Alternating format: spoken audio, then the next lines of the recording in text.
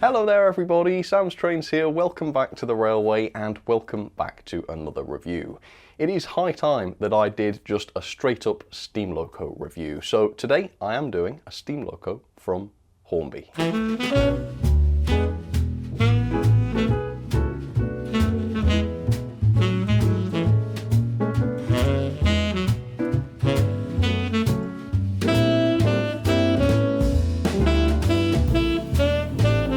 Today's loco is actually not returning to the Hornby 2023 range, so I thought we'd take a look at it and try and figure out whether we want this loco to come back or stay gone. So the loco is this. It is the Hornby LNER K1, and this is one of the very final LNER locomotives to be built. I think in fact it was the very final. It was so late on in the LNER lifespan that it was actually introduced to British Railways ownership when they were finally finished, and they never even carried LNER livery, so quite an interesting loco. The model itself has been around from Hornby since 2014, so it's 9 years old this year, and I bought this one in 2016 for £70. And you might think, well, if this was out today, it would cost a lot more than £70, and that's probably true. However, Hattons did have some of these in stock in 2021 for £74, which is pretty close. And the latest RRP for this, whenever it was last in Hornby's range, was £155.99, which kind of sounds a bit more like it. But even so, I remember very little about this loco. It's been a long time since I've looked at it properly. It looks like a decent bit of kit, but today we're going to have a fresh look at it. I'll see whether it's up to modern standards, and I'll see if it's something I could recommend to you. Looking forward to this one. Let's get started.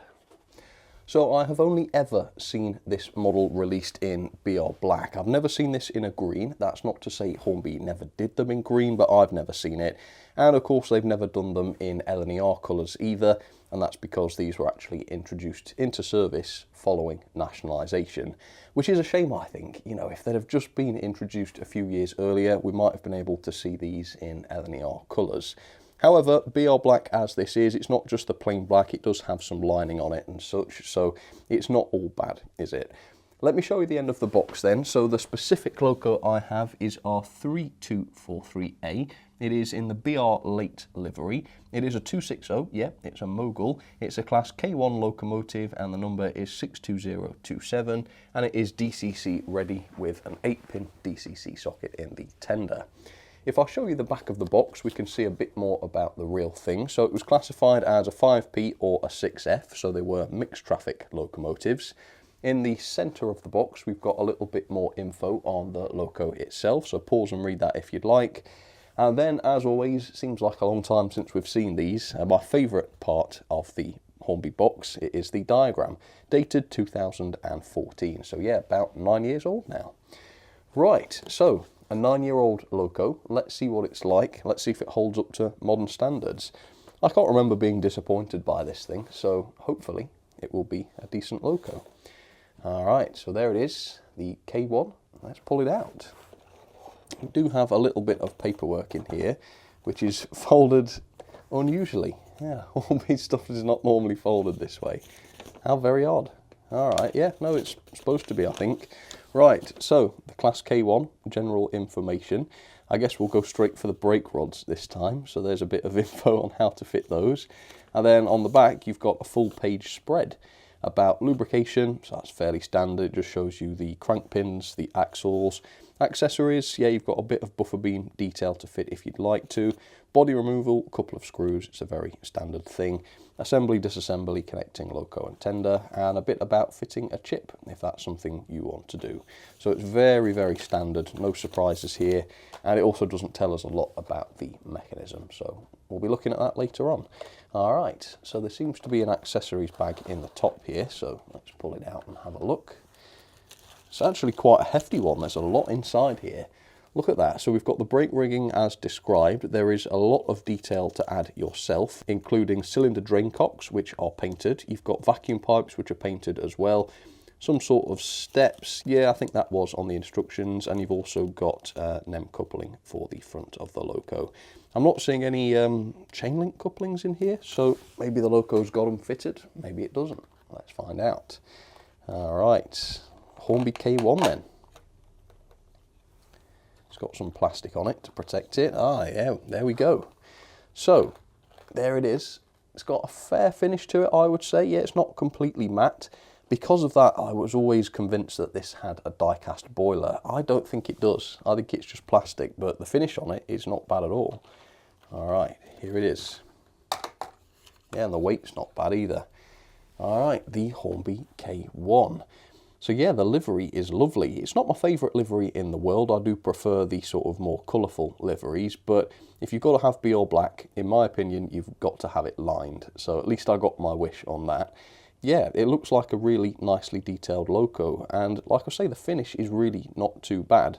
I think the latest Locos from Hornby, such as the 9Fs and whatnot, they've had better finishes than this. But to say that's a plastic body, yeah, it doesn't look bad at all. So, we'll take a much closer look at this Loco in just a second. I'll walk you through some of the details. But first of all, here's a bit of background on the K1 in real life. The LNER K1 Mogul was first introduced in 1945, technically, to the design of Edward Thompson. This prototype K1 was rebuilt from an LNER class K4, the K4 being an earlier class of 6 Moguls produced in the 1930s to the design of Nigel Gresley. It would be Arthur Peppercorn who was actually responsible for the rebuilding of the K4 into the first K1, and also Peppercorn who oversaw the building of the new class of K1 Moguls based on that prototype design. The actual builds were a little bit different, with new running plates, different pony trucks, boilers and more, and 70 would be built in total starting in 1949. And they would indeed be the final steam locomotives to be built to an LNER design. And as I say, they wouldn't in fact enter service until the LNER was no more. That said, they still operated on the ex-LNER routes under BR ownership, and they were mainly seen running in the northeast of England. The class was successful. They proved to be versatile and efficient, but like so many steam locos from that era, they didn't last very long. Withdrawal began in 1962, and by 1967 the final example had been withdrawn from service. All but one example was cut up and scrapped, and the remaining K1 is number 62005, which was the final example to be withdrawn. So there it is, up close and personal for you, the Hornby K1. And I think this is quite an odd looking Loco. I think it's something to do with the running plate being so high, it exposes the entire wheels. Yeah, it looks like a machine built for business and not pleasure, if that makes sense. In terms of the Loco itself, yeah, it's actually quite decent. If this was released today as a new tooled Loco, I wouldn't be too disappointed in it. The weight comes in at 310 grams, which is more than the Dapol 43XX Mogul, even though that one did have the die-cast running plate, but it is a little bit less than the Bachmann Crab, which also had a die-cast running plate, so it's very, very similar in weight to other Moguls that you can pick up in 00 scale.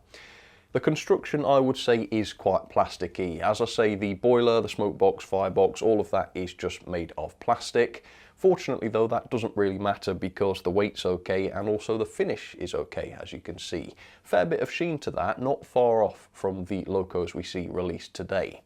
The running plate is also made of plastic, and I think this is a little bit more problematic because if I bring my ruler in, you can see it does bend downwards a little bit at the front. So it's a slightly warped running plate. I reckon they should have just made that die cast. Then you would have had a little bit extra weight in the model and the running plate would be less inclined to warp. But it's not too bad. There isn't too much warping on there. We've certainly seen worse. Right, so let's take a look at some of the aspects of this model then. Let's start with the decoration. Yeah, to say it's a BR black, there's quite a bit in the way of decoration. You've got the lining, which follows the contours of the running plate. Yes, the unintentional contours of the warping, but also around the cab area as well. The side of the cab has some lovely lining on it, which is done very well, as well as the running number and route availability there. And of course, you've got the lining on the boiler, which does look very precise, actually. There's a little bit of overlap here and there, which makes the red colour a little bit harder in a few spots. But other than that, yeah, fantastic lining.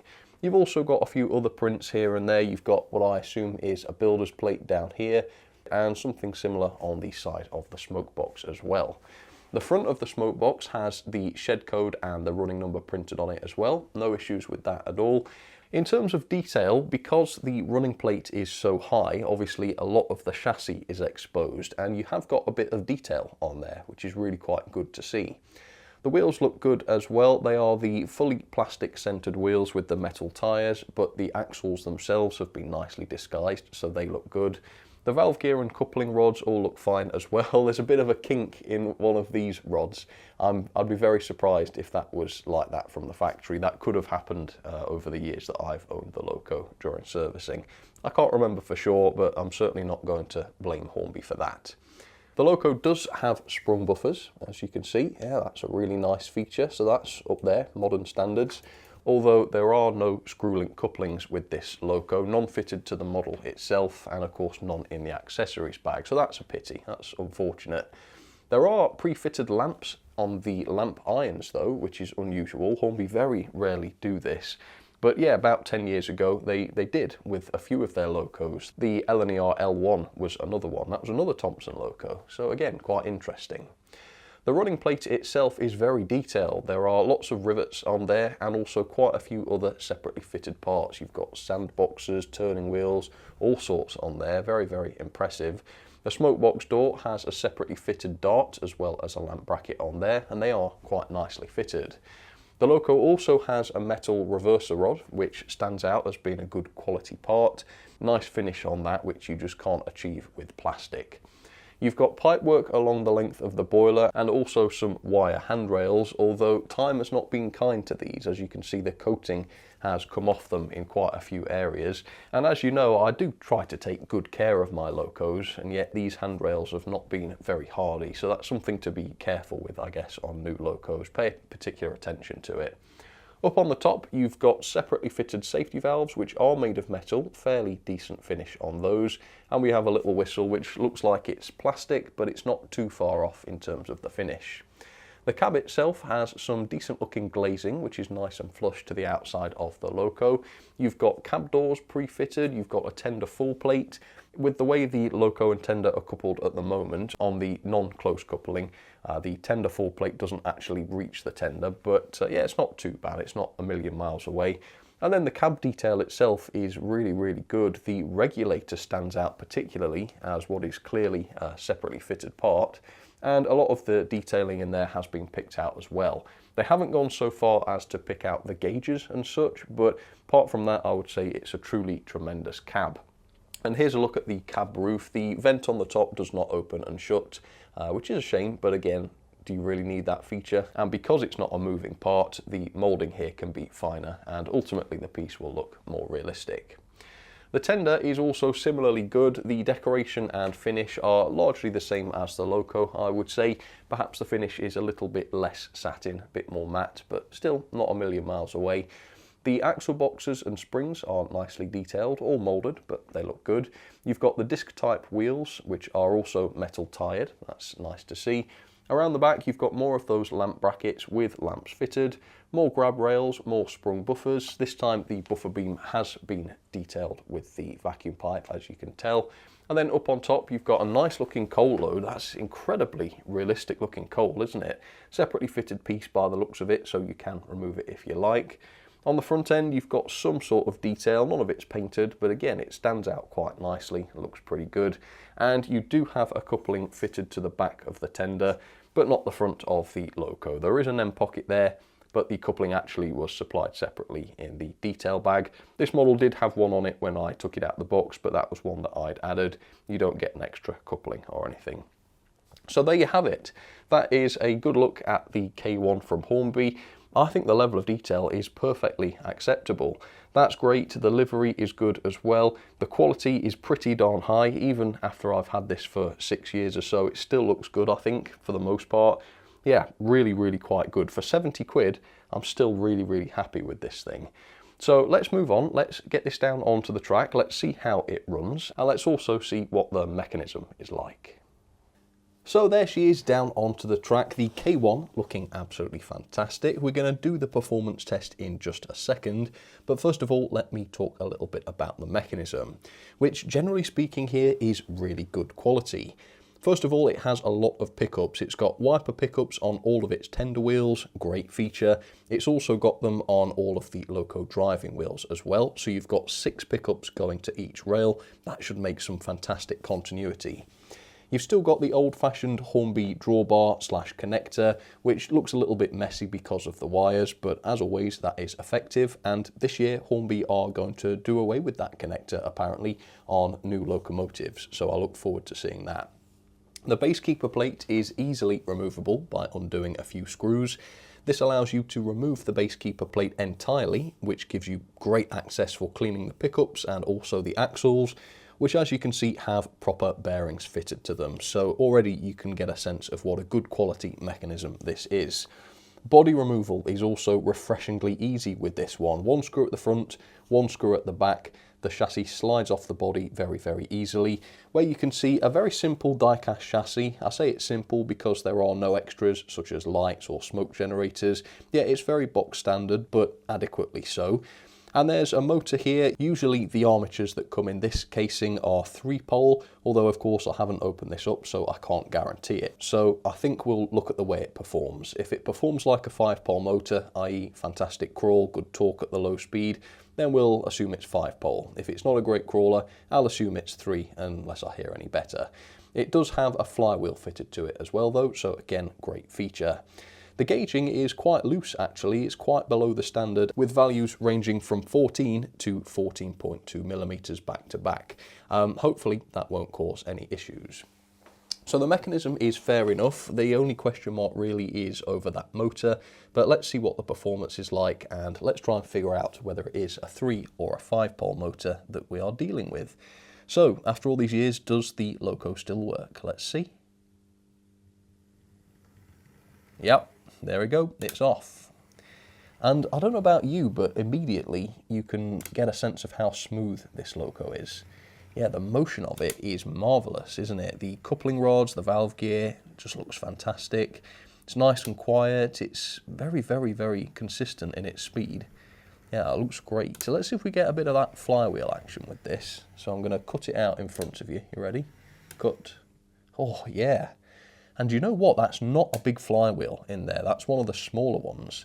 And yet the way it keeps going like that makes it seem like the flywheel is much larger than it is. So it must be a very, very free rolling mechanism and chassis, mustn't it?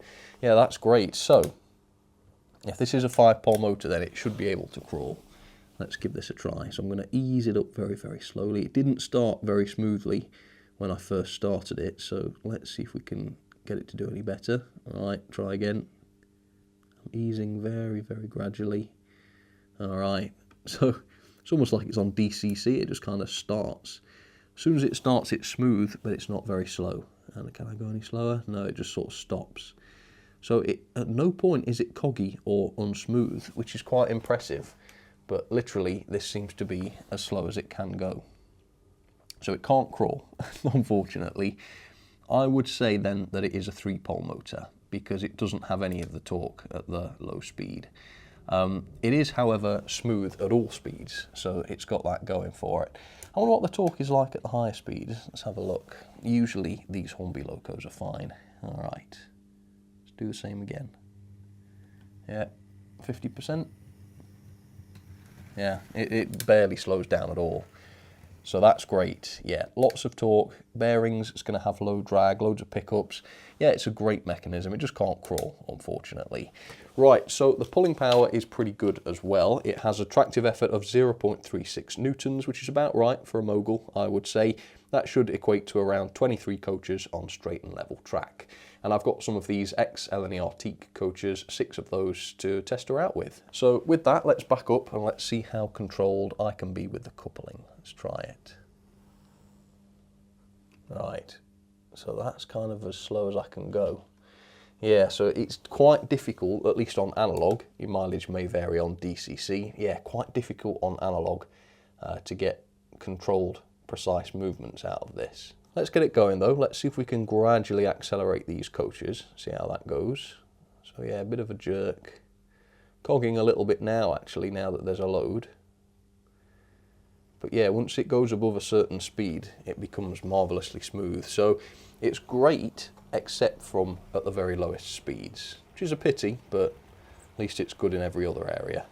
So elsewhere on the layout today, I have some more Mogul locomotives. On the middle line, I've got the K3 Mogul, which is another LNER one. I've got, oh, stopped on the point, oh dear, no tender pickups on that one. There are lots of other Moguls in the sidings, so see which ones you can spot, and there is an odd one out today. So if you see that one, comment down below and I will pin the first correct answer. And then on the inside line, I've got another one of my favourite Moguls. It is the 2MT, not the standard one, but the IVAT one, but it is in a BR livery, so I thought that one would be suitable enough to run.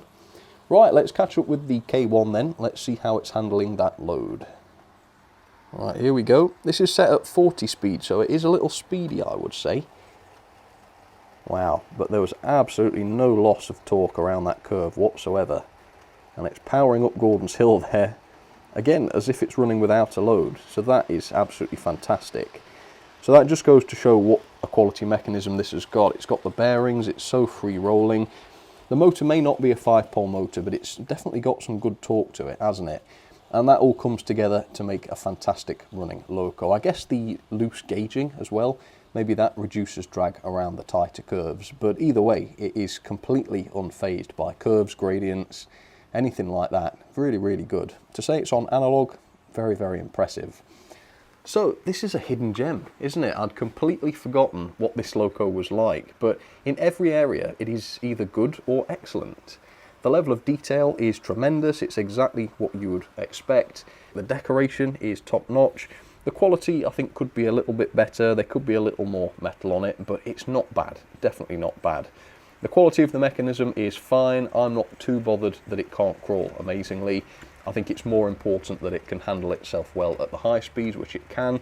And all in all, it's just a great looking Loco which has good performance to match. So, I think to answer my question from the start of the video, is this a Loco I'd like to see return to the range or stay gone? Definitely the former. I would love to see this return. I would love to see it in a green. I know that might not be prototypical, but imagine seeing it in a green like on my K3. That would be gorgeous. Let's have some ratings then for the LNER K1 from Hornby. The level of detail is surprisingly good for the age of the model. 9 years old, and I'm giving it 4.5 star. Yeah, the decoration's fine, the finish is pretty good actually. The detail in terms of separately fitted parts is quite impressive. You've got the metal safety valves, you've got the sprung buffers, metal reverser rod, pretty decent cab detail. It didn't have the screw-link couplings provided, and the cab detail isn't as good as some. It doesn't have firebox lighting, it doesn't have paint on the gauges, but it's still very, very close. Well deserving of 4.5 star in my opinion. The performance, again, is very, very good. I've given it 4 star. It's marvellously smooth. There's plenty of torque there. You get a great flywheel action from it. It's not great at the crawling speed though. I think that's because it's got a 3-pole motor in it, not sure. But yeah, it's not such a good crawler, so it does lose a star for that. The pulling power of 23 coaches on straight and level track, or 0.36 newtons. It's comparable with other similar Locos. Yeah, that's fine. The mechanism then, I give 4 star. The mechanism is perfect. It's got all of those pickups, 6 on the tender, 6 on the Loco. It's got the bearings, it's got the removable base keeper plate. It's all screwed together rather than clipped, so it's gonna last and you can access it. It's just that motor, I'm pretty sure that's a 3-pole motor. Could be wrong, I've not been able to open it up to verify it, but it looks like 3-pole motors that I've seen in the past, and it certainly performs like one as well. So it does lose a star for that. If it turns out that it is a 5-pole motor in there, then sure, I'll change that score. The quality is 3.5 star for me. Generally, the build quality is pretty darn good, but I would have preferred to see a little bit more metal in the bodywork, particularly on the running plate, because it was slightly warped. Other than that, the build quality is pretty good. The decoration is very precise. There's an absolute minimum of visible glue. Some of the handrails haven't been as hardy as you might hope. Some of those are missing their coating now, which doesn't look great, but that's not a big deal. So 3.5 star on quality, generally pretty good. Value for money then, for £70, bear in mind that was back in 2016, or £74, that's what they were available for back in 2021. I think that's pretty good, it's fantastic. Also, the RRP isn't too bad either. £155.99 was the most recent RRP I could find. Again, you can't say fairer than that when most of Hornby's locos like this are now over 200 RRP. If they were to bring it back, I'm sure it would be more than £155, but they haven't done that. It's still 155, that's the latest price. So yeah, 5-star. Overall then, that is a marvellous score really, 8.25 out of 10. That's a grade B for a loco that was tooled this long ago. That's really good going. And into the logbook it goes, second place below the Acura Scale Class 92 and above the Dapol Class 59. Yeah, I'd forgotten how decent this one was, but it sure is. Well folks, that is it for today's review. I'm so glad I did that because I'd completely forgotten how great this loco was. And yeah, it really is good. And I've said this before, locos from this sort of era, from Hornby, I always forget what level of detail they were achieving back in the early 2000s. But it's very, very impressive indeed. So yeah, well done Hornby. Please bring this loco back if you can. And if any of you guys have got a K1 from Hornby, let me know what it's like. Have you got one in a livery besides the black? I don't think I've ever seen one in a green. Don't even know if the real thing ever carried green. But if Hornby have done a different livery, please let me know. I'd be interested in that. But for now, thank you so much for watching. I will see you very, very soon for another review. You take care. Thanks for watching.